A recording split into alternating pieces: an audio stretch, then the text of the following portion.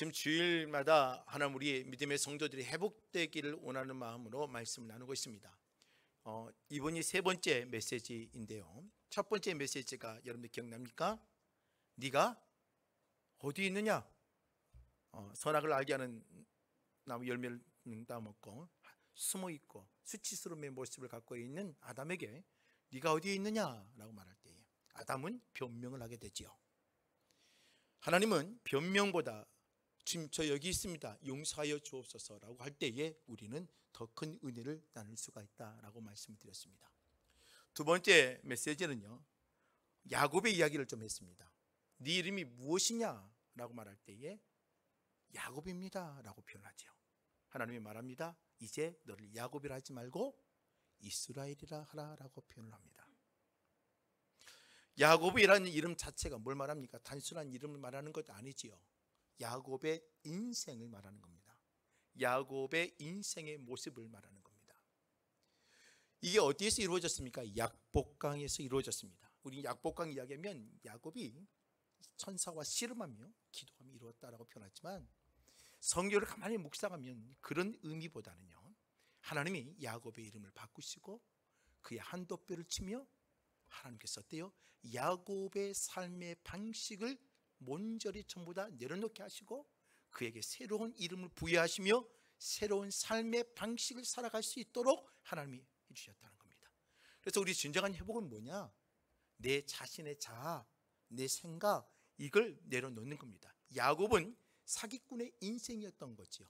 그 사기꾼의 인생을 내려놓고 하나님이 주신 이스라엘이라는 이름으로 하나님의 구원의 역사. 그래서 성경에 보면 뭐라고 되어 있어요? 그 허리에서부터 뭐가 나왔다고 되어 있습니까? 열왕이 나왔다고 되어 있습니다. 이스라엘의 역사가 어디서부터요? 하나님께서 생명을 주어해 주시고 하나님께서 부여해 주신 그 지점에서 하나님의 놀라운 구원의 역사가 시작되었음을 설명했다고 그랬습니다. 그래서 오늘 저와 여러분들은 어때요?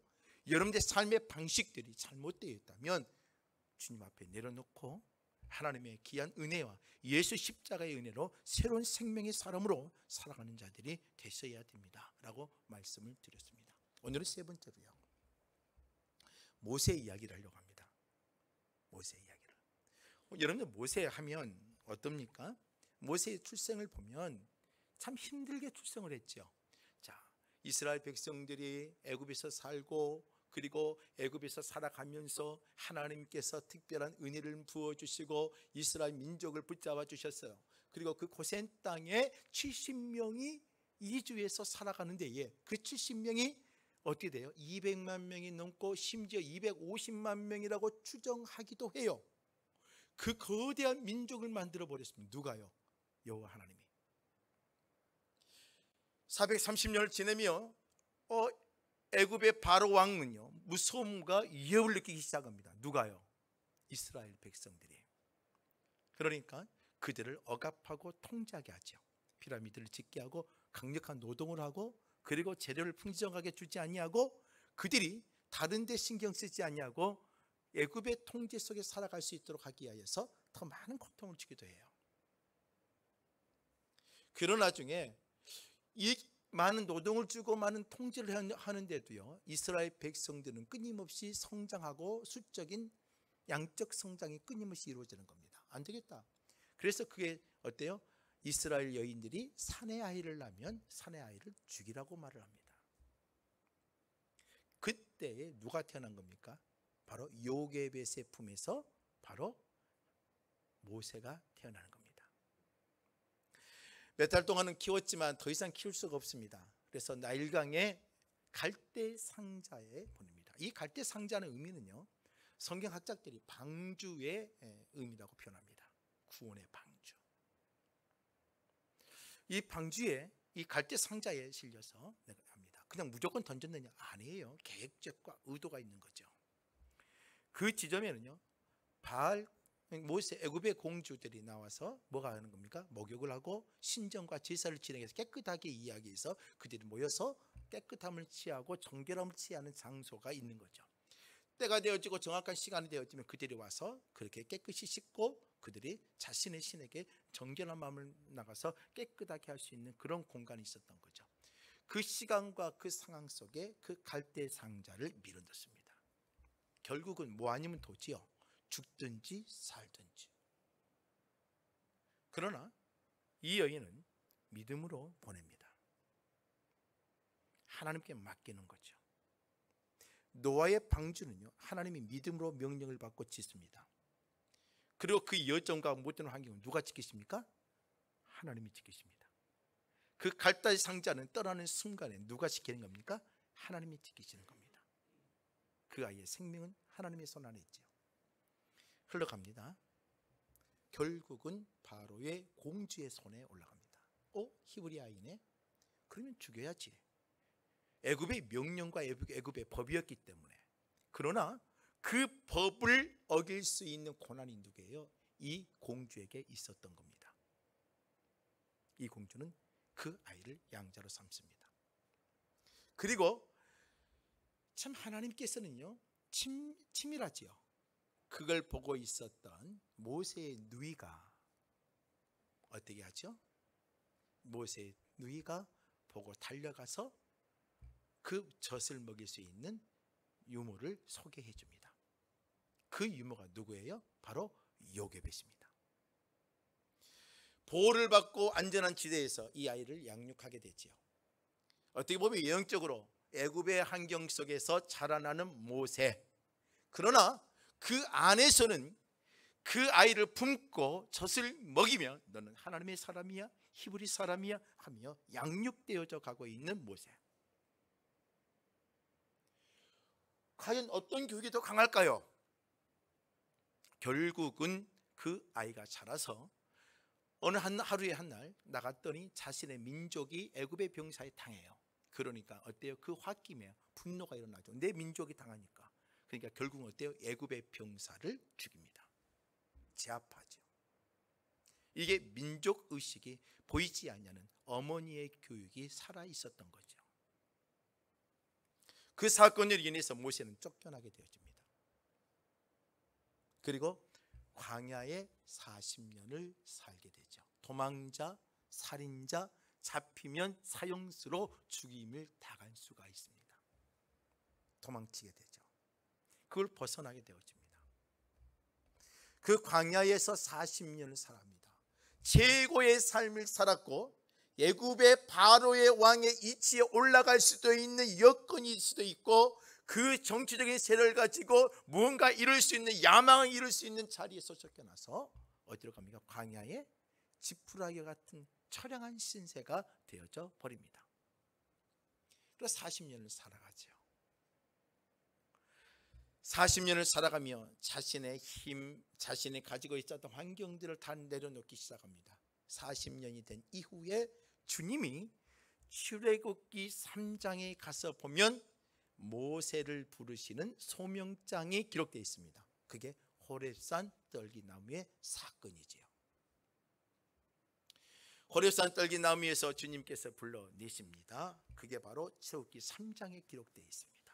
출애굽기 3장에 가서 보면 1절부터 모세가 그의 장인 미디안 제사장 이드로의 양떼를 치더니 그떼를 광야 서쪽으로 인도하여 하나님의 산 호렙에 이르매 여호와의 사자가 떨기나무 가운데로부터 나오는 불꽃 안에 그에게 나타나시니 그가 보니 떨기나무에 불이 붙었으나 그 떨기나무가 사라지지 아니하리라. 신기한 일이죠. 무슨 불이 나는 것 같은데 떨기나무에 불이 붙은 것 같은데 떨기나무는 사라지지 아니하고 끊임없이 불이 타는 거. 이상한 신기한 상황을 보게 됩니다. 그리고 그 상황에 하나님께서 모세의 발걸음을 끄집어 당기죠. 모세가 다가옵니다.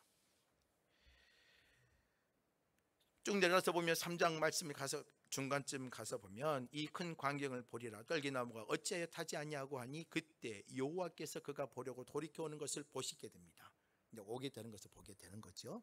하나님이 떨기나무 가운데 그를 불러 이르시되 모세야 모세야 하시매 그가 이르되 내가 여기 있나이다. 하나님이 이르시되 이리로 가까이 오지 말라. 네가 선 곳은 거룩한 땅이니 네 발에서 뭘 벗게 하십니까? 신을 벗어라 라고 말을 합니다. 그러면서 하나님이 말합니다. 나는 네 조상의 하나님이니 아브라함의 하나님, 이삭의 하나님, 야곱의 하나님이니라. 민족을 부르시고 민족을 만드시며 하나님의 민족의 번영을 약속하신 하나님, 이걸 표현을 하고 있는 거죠. 아브라함을 부르셨습니다. 갈대 우라에. 하나님께서 민족을 만드시기 위해서 하나님이 불러내셨죠. 그리고 하나님께서 어때요? 그 불러내신 곳에 하나님께서 그 자녀가 자손이 없습니다. 그러나 이삭의 하나님, 하늘의 별처럼 땅의 모래알처럼 만들 수 있는 하나님께서 태물을 여시며 민족의 번영과 번성을 이뤄가기 위해서 이삭의 하나님, 그리고 야곱의 하나님, 하나님께서 그 번영을 이루시기 위해서 세상의 힘이 아니고 세상의 축복의 원리가 아닌 하나님의 원리와 하나님의 축복의 원리로 주님께서 구속의 역사를 이루어가신 야곱의 하나님, 이 세 가지만 들어도 순간에도 이 모세는 감격스러울 수밖에 없는 거죠. 모세가 하나님의 배웠기를 두려워합니다. 얼굴을 가리며 여호와께서 이르시되 내가 애굽에 있는 내 백성의 고통을 분명히 보고 그들의 감독자로 말미암아 부르짖음을 듣고 그 근심을 알고 내가 내려가서 그들을 애굽의 손에서 건져내고 그들을 그 땅에서 인도하겠다라고 말합니다. 모세에게 사명을 주는 거죠. 너 가서 출애굽을 해야 되겠다. 백성들이 이끌어야 되겠다라고 말합니다. 그런데요, 이 3장의 말씀에 보면은 우리가 좀 기억해야 될 여호와 하나님이 있습니다. 어떤 하나님이냐면 애굽에 있는 내 백성의 고통을 분명히 보고, 하나님이 뭐라고 표현하고 있습니까? 백성의 고통을 뭐 했다고 그랬어요? 보고 있다고 표현합니다. 오늘 저와 여러분들은 전지하신 하나님, 신학적으로 전지 전능 편재하신 하나님, 모든 것을 아시며 우리를 이끌어가신 섭리 하나님, 우리 이런 단어를 통해서 우리 하나님을 표현하기도 해요. 그런데 오늘 성경에요, 하나님의 모세에게 뭐라고 표현하냐면 네 백성을 고통을 보는 하나님으로 표현하고 있습니다. 여러분, 이게 은혜가 되지 않아요? 하나님은요, 어떻게 보면 우리 손에 잡히지도 않고 보이지도 않아요, 눈에. 그 하나님이 우리를 보고 있을까? 그러나 출애굽기에서 뭐라고 되어 있습니까? 그의 백성, 내 백성이 고통당하는 것을 보고 있다고 표현하고 있습니다. 오늘 저와 여러분들이 그래서 하나님 앞에 나와 여러분들이 주님의 그 고통의 모습을 보고 있으니까 여호와 하나님 이해를 자꾸 보면 하나님의 도우심을 받을 수가 있고 하나님의 위로를 받을 수가 있는 거예요. 저는 여러분이 하나님의 위로를 받고 사는 자가 되길 주 이름으로 축원합니다. 그리고 이 표현뿐만 아니라 더 귀한 표현이 또 하나 있습니다. 보고 그들의 감독자로 말미암아 부르짖음을 듣고 그 근심을 안다라고 되어 있습니다. 하나님이 우리의 그 백성들의 고통의 소리 가운데를 어때요? 그 고통 가운데 있는 백성들이 하나님 앞에 요구하고 요청하고 기도하는 그 모든 것들을 주께서 들으시고, 그리고 내가 그들에 내려가겠다는 거예요. 이런 하나님이세요. 그래서 여러분들의 입술에 하나님의 그 기도의 입술이 끊어지지 않기를 주의 이름으로 부탁을 드립니다. 하나님께 간절히 기도하십시오. 여러분들 그 기도의 소리에 여러분들 머리털까지 세심마 되신 여호와 하나님이 여러분의 마음을 아시고 이끌어 가신다는 겁니다. 지금 힘들고 어렵죠. 내년 상반기까지 아마 이자가 6점 몇 프로까지 오를 수 있다라고 좀 내놨지요. 엄청난 겁니다. 지금보다 배가 뛰는 거예요. 몇 달 사이에. 엄청나는 거예요, 상황이 지금. 그렇게 되지 않도록 위해서 우리는 뭘 해야 되겠습니까? 가슴을 치며 이게 이 사람이 잘못했네, 저 사람이 잘못했네, 누구 때문에 그러네, 이게 아니에요. 오늘 진짜 이 땅에 이 조국을 위해서 오늘 우리 한국교회에 있는 믿음의 성도들이, 하나님의 교회들이 뭘 해야 되느냐? 하나님께 우리의 고통과 아픔을 아뢰 수 있는 그런 기도가 이 하나님의 성전 안에서 하나님의 교회들이, 하나님의 백성들이 끊임없이 해야 되는 겁니다. 주님은 우리의 고통과 아픔을 아셔요. 주님이 그럴 때 주님이 그 고통의 문제를 해결해 주시기 위해서 주님이 우리의 모든 문제를 이끌어 가시고 하나님의 귀한 해결점을 찾게 해주신다는 겁니다. 오늘 저와 여러분들이 그 기도가 살아있기를 주의 이름으로 부탁을 드립니다. 자, 오늘 내가 그 이야기를 하려고 하는 게 아니라, 자, 이런 호렙산 떨기나무의 주님을 만나시고 주님께서 어때요? 너에게 사명을 주겠다는 거예요. 그게 바로 출애굽의 사명이에요. 그런데 하나님께서 가나안 땅을 이끌어 가시는데 그 가나안 땅이 뭐라고 표현하느냐? 출애굽기 3장의 오늘 8절 그 끝부분에 가서 보면 이렇게 되어 있습니다. 애굽의 손에 건져내고 그들을 그 땅에 인도하여 아름답고 광대한 땅, 젖과 굴이 흐르는 땅, 곧 가나안 족속, 헷 족속, 아모리 족속, 브리스 족속, 히 족속, 여부스 족속 지방에 데려가려 하노라라고 되어 있습니다. 하나님이 너를 통해서 광대한 땅, 아름다운 땅, 7 족속이 살아있지만 그 땅으로 내가 어때요? 그들을 이끌어 가려고 한다. 누굴 통해서요? 모세를 통해서. 그들의 고통을 들었고 그들의 아픔을 들었고 그들의 어려운 환경을 보았기에 그들을 움직여 가겠다는 거예요. 그 일을 누가 하겠다는 겁니까? 하나님이 하시는데 누굴 통해서요? 모세를 통해서. 오늘 이 모세에게 하나님이 호렙산 떨기 나무의 아름다움의 모습들, 하나님이 호렙산 떨기 나무의 그 현장의 모습들, 그리고 그 상황의 모습들을 주님이 보이시며 모세에게 뭘 주시느냐? 사명감과 소명의식, 그리고 그에게 주시는 비전을 하나님이 주신다는 겁니다. 자, 그러면 이 출애굽기 3장에서 보여주고 있는 호렙산 떨긴 나무의 그 상황과 환경의 메시지가 크게 두 가지로 나타납니다. 하나는 뭐냐면 모세의 마음속에 민족의 고통을 보게 하는 환경과, 하나는요 또 어떤 의미가 있느냐면 모세를 통해서 내가 어떻게 하시겠다는 것을 호렙산 떨기의 그 불꽃 떨기의 나무의 상징적인 것을 보여주면서 모세의 마음에게 뭘 주시는 거예요? 하나님의 일꾼으로 사명감을 부여해 주고 있다는 겁니다. 자, 그럼 호렙산 떨기 나무는 어떤 의미가 있을까? 하나는요 이스라엘 백성의 고통을 보게 하고 있다는 겁니다. 자, 떨기나무는요 그의 광야의 땅에 아무로 그냥 뭐에 흔한 겁니다. 뭐 굴러다니는 나무와 같은 겁니다. 흔한 잡목과 같은 것들입니다. 그런데 이 떨기나무는 뭘 말하는 겁니까? 그 이스라엘 공동체의 모습을 나타내는 겁니다. 보잘것없고 연약하고 힘이 없고 어떻게 보면 그 민초의 모습을 보여주는 어떤 모습을 상징적으로 보여주는 게 뭐냐면 떨기나무예요. 근데 그 떨기나무에 뭐가 붙어 있어요? 불이 붙어 있는 거예요. 이 불이 붙어 있는 것은 뭘 말합니까? 극심한 고통과 고난과 어려움을 말하는 거죠. 오늘 이스라엘 백성들이 당하고 있는 그 직면에 되어 있는 모습을 바로 이 모세에게 상징적으로 보여주는 겁니다.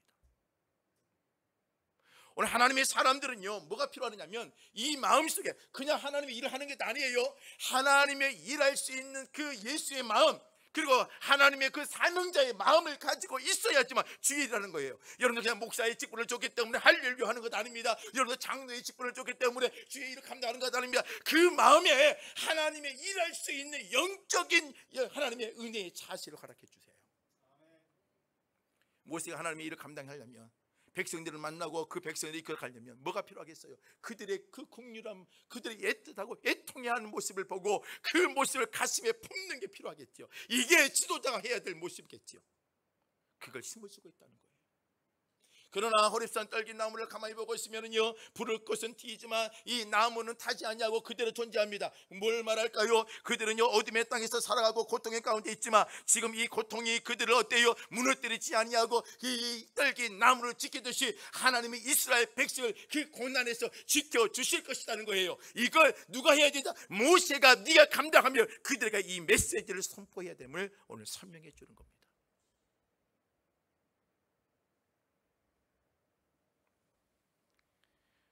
오늘 우리는 소명받은 자들이 있잖아요. 하나님의 사람들이에요. 그렇죠? 여러분 단순히 그냥 예배 드리는 자들 아닙니다. 여러분들 이곳에 앉아서 예배를 드리고 하나님의 은혜를 드리고 돌아가는 자들 아닙니다. 여러분들 세상 가운데 힘드니까는요 여러분 하나님의 말씀을 이루받고 돌아간 자들 아닙니다. 여러분들은 뭐냐? 하나님이 부르시는 그 순간부터 어떤 자들이냐면 이 땅에서 하나님의 사람을 살아야 돼. 사명자이고 소명의식을 갖고 살아야 돼요. 목사도 마찬가지입니다. 여러분 밥벌이 하려고 이 자리에 서 있지 않아요. 여러분들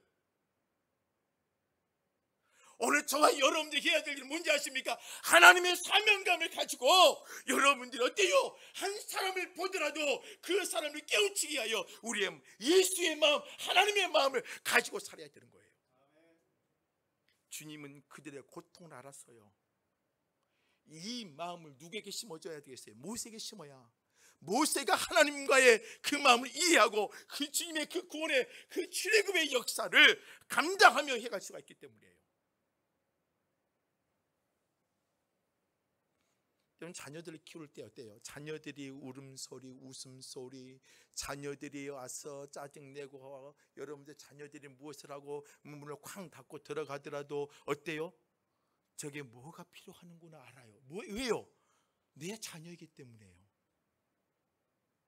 저희 어머님은요, 제가 가서 전화통화하면서요, 한 번씩 오면 제가 잘 들어서 어머니하고 전화통화를 안 해요. 왜요? 괜히 또 내가 목소리가 좀 힘이 없거나 조금 어때요? 뭐 좀 떨리거나, 어머니들은요 아들의 목소리에 얼마나 레이더를 올려놓고 부른지 몰라요. 그래서 전화할 때 보면 항상 저희 어머니가 전화할 때 나가면 솔톤으로 이야기를 해요. 어머니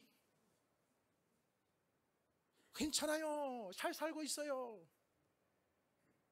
그래야 또 우리 어머니가 오늘 밤에 편안히 주무실 수가 있으니까.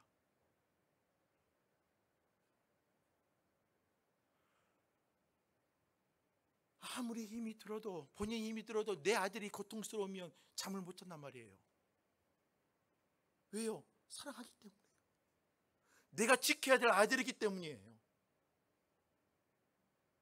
안 그럽니까? 부모의 마음이. 모세에게 이 호렙산 떨기의 사건은요, 그냥 단순히 하나님의 초자연적 역사를 보여주는 게 아니에요. 모세에게 하나님의 마음을 이양시키는 거예요. 그래야지만 하나님의 일을 하는 거예요. 그 마음이 없으면 그 주의 일을 감당하기 할 수가 없는 거예요. 교회를 오면은요, 성도를 볼 때마다 그냥 애틋하고 사랑해야 되고, 여러분들요 가정의 자녀들이나 이럴 때에서 사람들 보면 여러분들 이런 마음이 있어야 이 땅에 사명자의 삶을 살아야 돼요. 이런 마음을 심어주는 거예요, 모세에게.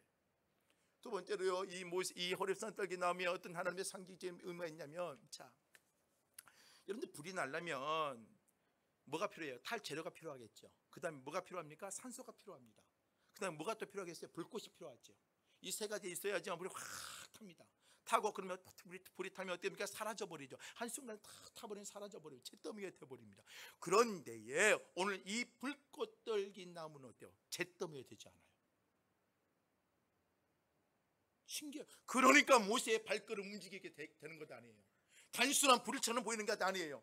가서 봤더니요, 나무는 다 타는 것도 뭐 그대로 있습니다. 불꽃은 확 올라오고 있는데요, 이게 뭘 말하는 겁니까? 하나님께서요 이 모세를 통하여 다시 한번 이곳에 올 때 거룩한 땅이니 네 발에서 실을 벗게 하시며, 하나님께서 부복하게 만들고 무릎을 꿇게 만들며 뭘 가르쳐 주는 거예요? 하나님께서 너에게 이 떨긴 나무처럼 하찮은 존재이지만 너를 통해서 하나님께서 하셔야 될 일이 있고 주께서 일을 하시겠다는 거고, 네 스펙을 사용해서 사는 게 아니라 하나님의 기이한 역사로 초자연적으로 하나님의 일을 하겠다는 거예요. 이걸 모세에게 심어주고 있는 겁니다. 우리는 우리가 능력이 있는 것처럼 생각합니다. 하나님은요, 우리 능력을 보다 더 큰 능력을 갖고 계신 분이 요 하나님이세요. 하나님은요, 오늘 어떤 것을 원하냐면 하나님의 능력을 보고 따라온 자를 원합니다. 자, 이러한 두 가지의 사인을 보여준 거예요. 그럼 이 정도 보여줬으면 모세는 뭐예요? 할렐루야 했으며, 하나님 알겠습니다, 제가 가서 열심히 하겠습니다, 하나님께 이 정도로 나에게 보내주시면 확신을 갖고 나가야 되겠지요. 그런데 모세의 반응은 어찌했을까요? 모세의 반응은 그렇지 않습니다.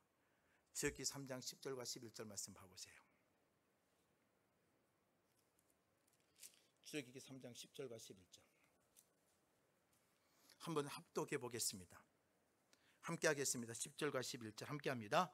이제 내가 너를 바로에게 보내어 너에게 백성 이스라엘 자손을 애굽에서 인도하여 내게 하리라. 모세가 하나님께 아뢰되 내가 누구이기에 바로에게 가며 이스라엘 자손을 애굽에서 인도하여. 모세가 조금 뭐예요? 까칠하게 나옵니다.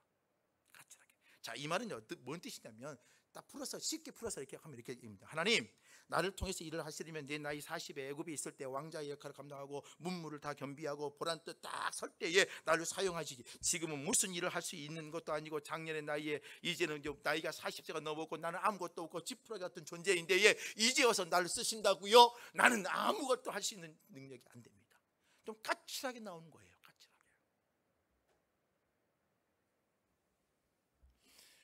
모세는요 40년 동안은 그 애굽의 어떤 궁중에서 살아갈 때에 최고의 삶과 최고의 교육과 최고의 환경 속에 살아왔습니다. 그때에 모세를 사용했더니 얼마나 좋았겠습니까? 그런데 하나님께서 그걸 사용하지 않으셨습니다. 주님께서 언제 부르셨습니까? 광야에서 40년의 인생을 다 끝내고 80세에 주님을 불러내시고 그 80세에 40년 120년까지 그의 인생을 하나님께서 사용하십니다. 언제 사용하신 거예요? 애굽의 왕자가 아닌 광야에서의 지푸라기 같은 존재로 인정할 때에 하나님이 사용하신 거예요.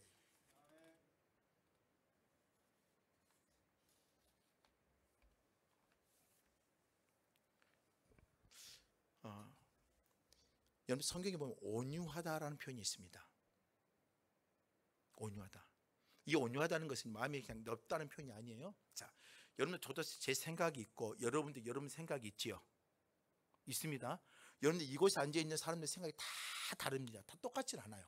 여러분들 제가 이제 자녀들을 키워보니까요, 자녀들도 각자 우리 하원이 생각이 다르고 하준이 생각이 다르고 하민이 생각이 다 달라요. 다 달라요. 요새 애들은요 자기 주장이 분명하고요, 내가 하고 싶은 거 다 하고요, 다 해야 되겠다고 하면서 열심히 합니다. 다 달라요. 어떤 게 온유하냐면 자기 생각과 판단이 있지만 그걸 꺾어내고 부모의 말에 따르고 순종해 주는 게 온유한 아이예요. 자, 다시 말해서 하나님 편에 온유한 자는 어떤 자겠어요? 내가 판단하고 내 삶을 살다 보니까 합리적인 판단과 합리적인 근거가 생기고요, 세상을 살아가는 방법과 방식이 생기는 거예요. 그런데 그걸 모든 걸 내려놓고 하나님이 원하신다면 하겠습니다. 이게 모세가 어떤 자예요? 자신이 바리새와 사내들의 공예와 그리고 세고의 가말리엘 학풍에 있는 학문을 배웠고 최고의 수장이에요. 그런데 그 학문을 다 던져버리고 배수물로 여겨버리고 하나님께서 최고입니다 하고 따를 수 있는, 그게 바로 온유한 거예요. 이게 쉬울 것 같지요? 어렵습니다. 주님은요 그 작업을 우리를 통해서 이루게 하십니다. 그리고 그걸 이루었을 때 하나님께서 우리를 부르시고 우리에게 사명을 주시고 하나님의 인도하심과 하나님의 역사를 이루어 가신다는 겁니다. 자, 사도행전 7장에 가서 보면은요, 자, 이런 모세에게 주님께서 어떻게 했느냐? 자, 사도행전 7장에 한번 찾아보겠습니다. 사도행전 7장 29절과 30절입니다. 여러분들 이 사인을 여러분들 느껴야지만 여러분들 신앙생활하는데 참 재밌습니다. 사도행전 7장 29절과 30절, 모세에게 하나님이 언제 다가오셨는지를 정확하게 왜 언제 어느 순간에 다가왔는지를 설명하고 있는 부분이에요. 신약 성경에서요. 사도행전 7장 29절과 30절 말씀 한번 보겠습니다. 함께 하겠습니다. 모세가 이 말 때문에 도주하여 미디안 땅에서 나그네가 되어 거기서 아들 둘을 낳으니라. 30절이요. 40년이 참에 천사가 시내산 광야에 가신 다음 떨기 불꽃 가운데에서 그에게 보이거늘. 하나님이 언제 보이셨어요? 그냥 뭐예요? 하나님 보이셨어요. 보였어요. 보여주셨어요. 하나님께서 나타내 주셨어요. 언제요? 아들 둘을 낳고 미디안 광야에서 40년을 살아가며 지푸라기 같은 존재인 것을 자기 본인이 깨닫는 그 순간에 하나님의 다가오셔서 그에게 불꽃 떨기를 보이시며 하나님께서 모세와 대화를 나누기 시작해요. 여러분들 예배 시간에 주님 앞에 나왔어요. 예배를 드려요. 하나님의 말씀을 들어요. 이게 중요한 게 아니라 여러분들이 하나님 앞에 이 시간 나오면서도 뭐냐면 하나님 나 지푸라기 같은 존재예요. 하나님 없이 살 수가 없어요. 하나님밖에 내 인생의 우선순위예요. 이게 돼야 된다니까요. 이게 될 때에 하나님이 다가와 주의 음성을 들을 수 있어요.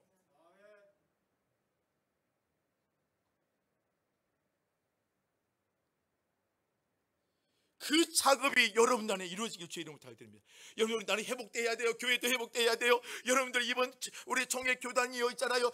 이 땅에 있는 우리 한국교회 조국에 있는 장로교단, 군소교단, 큰 거 할 것들 작은 거 할 것 없이 전부 다 장로교, 대한예수교 장로를 붙이고 있는 장로교단이 우리의 코로나 겪으면서 65만 명이 줄었습니다. 놀라지도 않아요. 65만 명이 떠났어요. 지금도 매일매일 100명씩 사라지고 있어요. 지금 우리가요 변화돼야 된단 말이에요. 변화돼야 돼요. 그런데 우리가 너무 똑똑해요.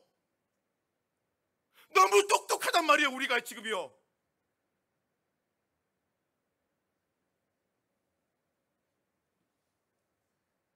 오늘 저와 여러분들이 주님 앞에 이 예배를 1시간 드릴 때도 오늘 지푸라기 같은 마음을 가지고 주님 앞에 무릎을 꿇고 부복하며 주님의 음성을 듣게 하여 영적인 믿음의 길을 띄우고 믿음의 눈을 띄우며 주의 말씀을 받아야 돼요.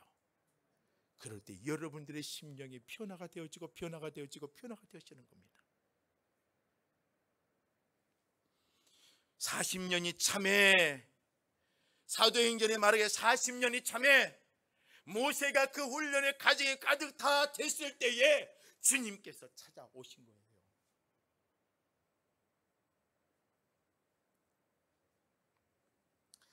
그리고 나서 주님께서 그에게 뭐라고 말하냐? 출애굽기 4장으로 돌아가 볼게요. 출애굽기 4장으로요.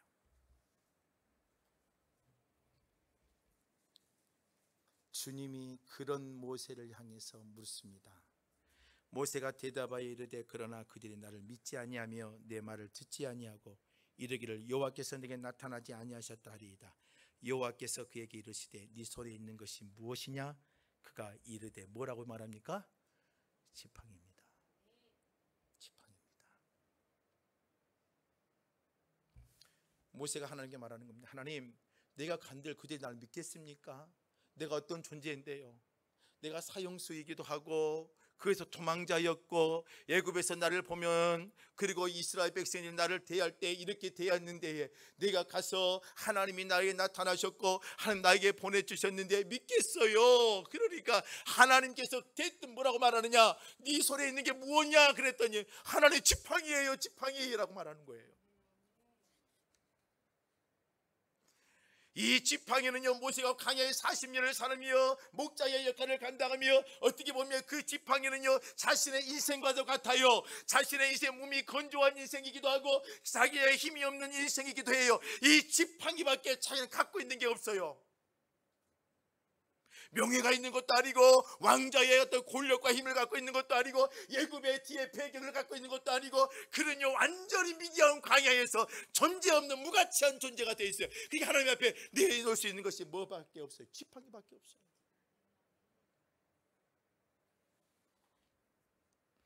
하나님이 여기에서 역사하시는 거죠. 출애굽기 4장 3절과 4절 말씀을 보면, 3절에 보면 여호와께서 이르시되 그것을 땅에 던져버려라. 던져라. 그 땅에 던지니 그것이 뱀이 된지라. 모세가 뱀 앞에서 피하며 깜짝 놀라죠. 뱀이 되는데요. 저는 뱀만 보면 달려가서 뱀을 막 잡으려고 그래요. 뱀은 타도하자 뱀, 막 돌도 던지고 그래요. 자동차 타고 가다 보면 뱀이 꼭 도로 위를 기어다니네요. 그럼 또 그걸 향해서 또 잡아야 된다고 그냥 가지만, 뱀은 참 이상하잖아요. 끔찍하고 그렇잖아요. 그런데 모세도 깜짝 놀란 거예요. 그런데 하나님이 뭐라고 말하느냐? 5절에서 4절에요. 여호와께서 모세에게 말합니다. 네 손을 내밀어라. 그 꼬리를 잡으라. 그가 손을 내밀어 그것을 잡으니 그 손에서 뭐가 돼요? 지팡이가 돼요. 이게 뭔 의미일까요? 뭔 의미일까요? 여러분들 뱀은요, 여러분들 창세기로 가셔야 됩니다. 여러분들 뱀은요, 하나님께 여자의 후손이 뱀의 머리를 부수고 뱀의 머리를 완전히 짓밟으며, 뱀이 여자의 후손의 발뒤꿈치를 물지만 그 여자의 후손은 뱀의 머리를 발로 밟으리라 말합니다.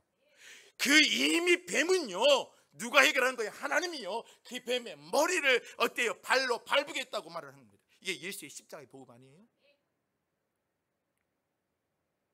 이미 뱀의 머리는 하나님께서 결정해 버렸어요. 그러면 뭐예요? 그 결정에 따라서 뭐 하면 되는 거예요? 믿음을 가지고 나가면 되는 거예요. 그 뱀의 머리를 두려워할 필요가 없는 거예요. 주님이 말합니다. 뱀의 꼬리를 잡으라는 거예요. 이 말은 뭐예요? 네가 할 수 있는 것은 아무것도 없어요. 하나님이 이미 모든 걸 해결해 주셨다는 거예요.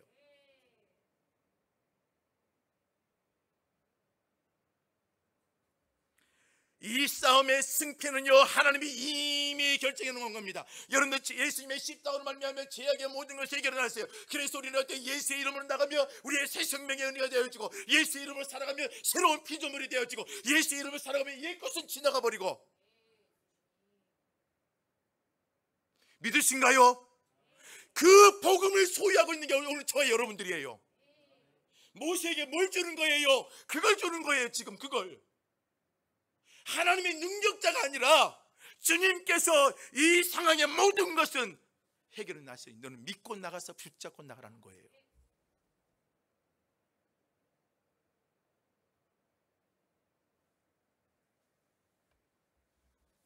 어제 어떤 목사님을 만났어요. 저만 만나면 하여튼 물어봐요. 힘들지 박 목사? 예, 목사님 괜찮아요. 좋은 일로 잘 살고 있어요. 얼마나 견뎌? 너무 어려워? 아니 목사님 잘 살고. 제가 만날 때마다 목사님께 물어보면 잘 살고 있단 말입니다. 목사님 문제없이 살고 있습니다. 근데 힘들지 어렵지 어떻게 고통을 잘 이겨내? 인간적으로 생각하면 탈출구가 없을 것처럼 보여요. 사람들이 보면. 그러나 우리에게는 이미 탈출구가 어때요? 열려 있습니다. 믿으신가요?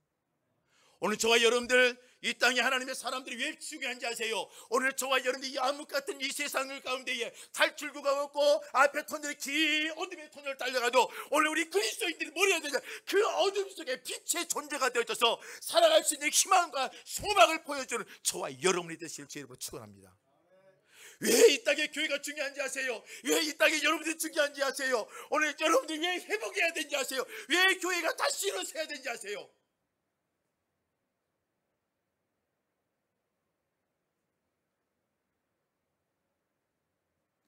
우리의 가슴 속에 복음의 열정과 능력과 생명이 존재합니다. 그걸 가지고 있으면 뱀의 꼬리가 되든 뭐가 되든 잡고 나가면 되는 거예요. 뱀은 머리는 이미 주님께서 해결해 놓으셨기 때문입니다. 다시 말해 우리는 믿음의 폼만 잡으면 돼요. 믿음을 갖고 하나님 믿고 나갑니다. 믿고 나갑니다. 나가면 되는 거예요.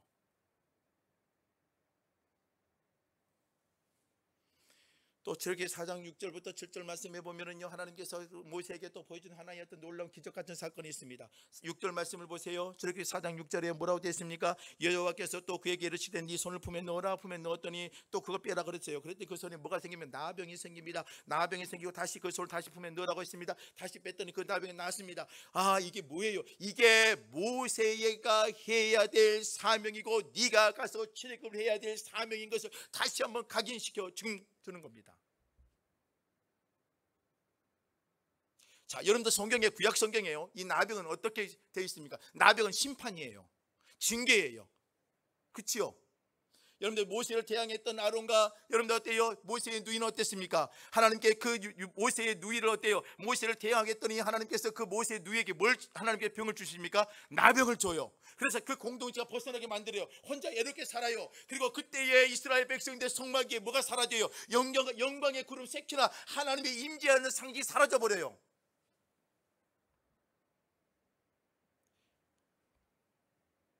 모세의 누이는 문둥병에 나병에 걸려서 고통에 있어요. 나병은 하나님의 심판이기도 하고 하나님의 죄에 대한 대가의 모습이기도 나타나요. 구약에 보면 이 나병은요 엄청난 하나님의 징계 같은 거예요. 그런데 네가 해야 될 일은 뭔지 아냐? 이스라엘이 죽을 수밖에 없고 병들어 있지만 네가 가서 다시 그들을 뭐 해야 되는 거? 살려서 하나님의 백성으로 만들어서 뭐예요? 가나안 땅에 하나님의 백성과 하나님의 나라를 만드는 것이 바로 모세의 사명이라는 거예요.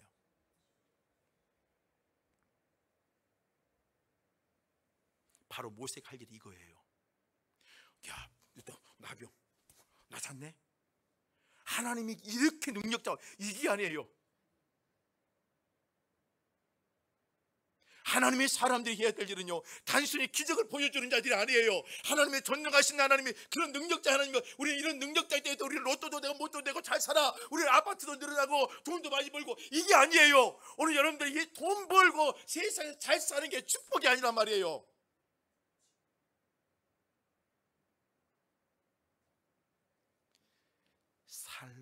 사람을 살리게 하는 통로가 되십시오. 영적인 생명을 전달하는 통로가 되십시오.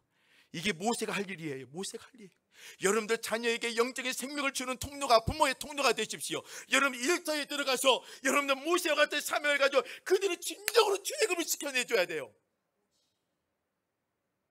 여러분들 예수를 믿다가 쉬고 있는 사람들, 그대로 진정으로 출애굽을 시켜주는 자가 누구냐? 이 땅의 저와 여러분들이란 말이에요. 대충 신앙생활 하면 안 돼요. 사명감을 가지고 해야 돼요. 그래야 열정이 생기고 무거운 짐을 들어도 그게 무겁지 않고 감당할 수가 있는 거예요. 제 후배가 저한테 물어봐요. 목사님, 만약에 또 목사할 만약에 다시 목사를 하냐 안 하냐 갈림께 섰다면 목사는 뭘 선택하실래요? 저는 이렇게 말합니다. 내가 두 손 두 발 다 없어도 난 또 목회자의 삶을 살 겁니다.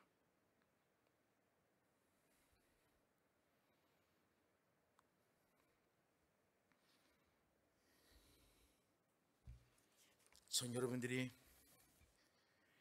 이런 모세와 같은 하나님의 은혜를 체험하고 하나님의 능력을 체험하고 하나님의 기적적인 일들을 감당하며 하나님의 그 사명감을 가지고 하나님 주는 메시지를 깨닫고 이 땅을 사는 하나님의 사람들이 되길 원합니다. 하나님이 이 놀라운 하나님의 구원에 모세는 어떤 존재예요? 막대기 같은 존재예요. 하나님 네 손에 있는 게 뭐냐? 막대기예요. 막대기 지팡이예요.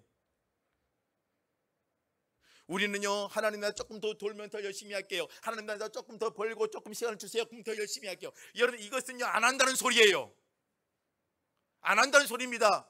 여러분 나 조금만 시간 주세요. 하나님 나 조금 더 이거 하고 나서 할게요. 아니에요. 하나님이요, 지금 우리가 원하는 게 뭐냐면 하나님의 지팡이가 되길 원하고 하나님의 사명자가 되길 원하고 모세와같이 세상 가운데 주의 일을 감당하는 자가 되길 원하는 거예요. 조금 있다가 아니에요.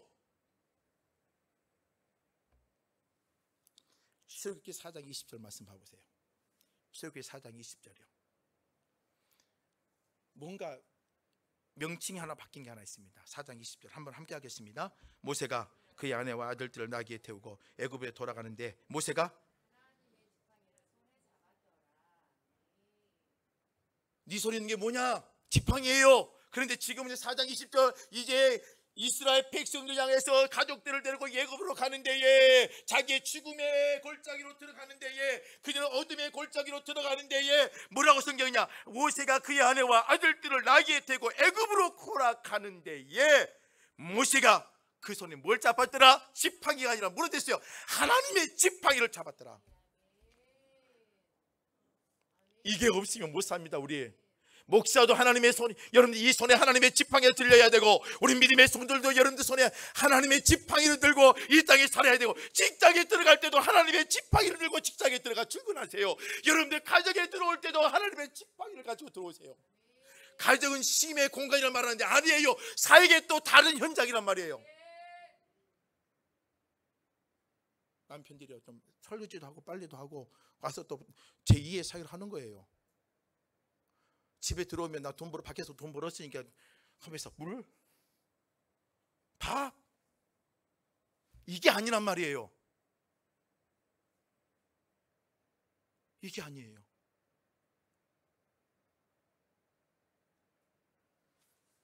여러분, 막대기가 하나님의 지팡이로 바꿔주셨어요. 이 하나님의 지팡이로 바꿔주는 은혜가 모세에게 존재했었어요. 이 모세가 이 하나님의 지팡이를 잡는 순간에 입이 뻣뻣하고 둔하고 이 모든 게 사라져버려요.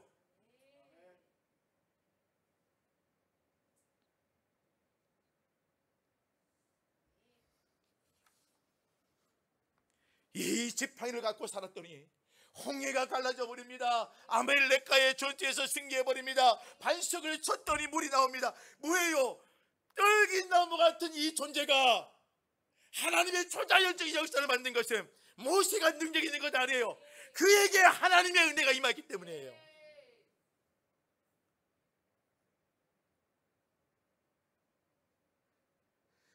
여러분들 부부끼리 싸우지 마세요. 부모와 자녀들끼리도 싸우지 마세요. 성도와 성도끼리도 싸우지 마세요.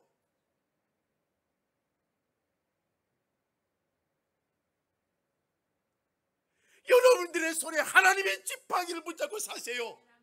그러면은요 사명대로 살아가게끔 되어 있어요.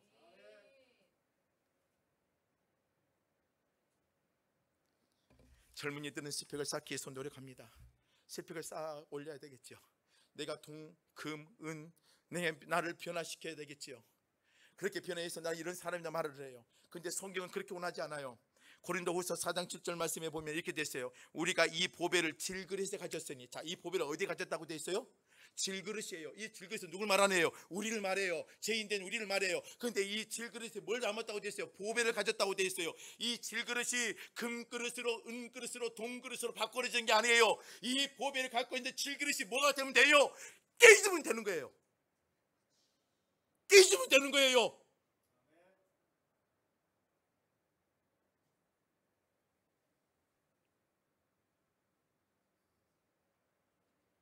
그 순간에, 여러분이 깨지는 순간에 여러분들의 손에 하나님의 지팡이를 쥐게 되는 겁니다. 그 질그릇을 안 깨지려고 난 깨지면 안 돼. 그 깨지면 보배가 드러나는데요.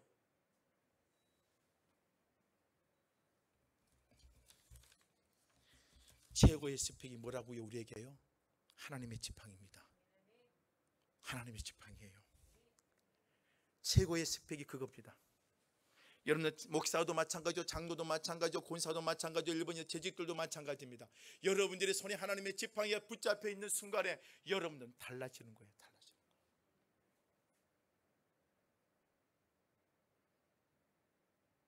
말씀을 정리합니다. 더 하고 싶은데요, 더 하면 안 되겠죠. 하나님의 지팡이를 가지고 사십시다. 이 한 주간 동안 한번 도전해 보십시오. 집에 들어올 때도, 일터에 나갈 때도, 사람을 만날 때도 홍해를 가를 수 있는, 아말렉이 적을 이길 수 있는 힘 나에게 있는 게 아니에요. 여러분들의 손에 들고 있는 지팡이, 아무것도 없는 막대기가 하나님의 지팡이로 바뀌어졌을 때 가능해요. 남편을 보면 속상합니까? 아내를 보면 화가 납니까? 여러분들 자녀를 보면 막 무거운 짐 있고 인생을 어떻게 살지 답답합니까? 일터에 나가면 직장 동료와 관계 때문에 머리가 막 빠질 것 같습니까? 누구나 다 똑같아요. 그러지 마십시다. 우리는 그러지 마시게요.